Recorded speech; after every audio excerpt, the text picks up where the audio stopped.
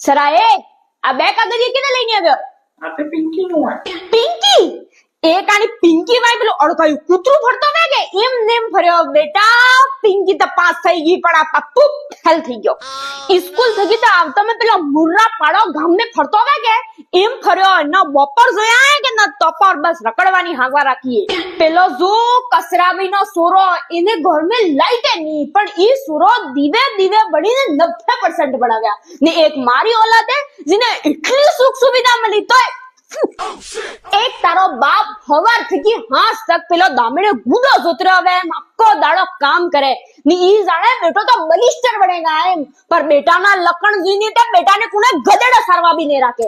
ના ના સારી હું તને કહેતી હતી ને બેટા ભણવા દે તારે તેમ કહેતો હું મારા હિસાબે ભણી દઉંગા. બેટા તારા તો હિસાબ જ ખોવાઈ ગયા. અમારે જમાનામાં તે સુરો ફેલ થતો ને તો માસ્ટર ઊંધા હાથ કરીને ખૂટી ટાંગી દેતા ને ઈવી લીલી લીલી હિમટીએ મેલતા ને એમે કહાવત થી સમ સમ હિમટી પડે ને ધમ ધમ વિદ્યા આવે. હવે તો માસ્ટર ના હાથમાં દીધી જરાક વાત પેલો આઈબાપ સ્કૂલ પૂગી જાય. અમારા સોરાન કેમ ગયો ને અમારા જમાનામાં આઈબાપ હમ સ્કૂલ જઈને કઈ આવતો અને તો મેલા કુલમાં તેમ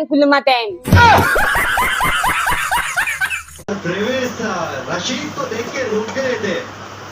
उनको प्रवेश की कैच थी वो रहना बिल्कुल वो कॉल करना चाहिए था. क्योंकि आपने जो बोला एंगल वो कवर से वो एंगल डिफिकल्ट था. प्रवेश के लिए इजी था क्योंकि क्या 4 कदम ही दूर थे बॉल के पास. रिजल्ट क्या है? इम्पोर्टेंट था विकेट. अच्छा ये विकेट अगर निकालना होगा तो एक्स्ट्रा एफर्ट चाहिए और यहाँ तो मुझे लगता है कोई भी होगी 100 में से 50 बिल्कुल. ये आ गया कंफर्मेशन.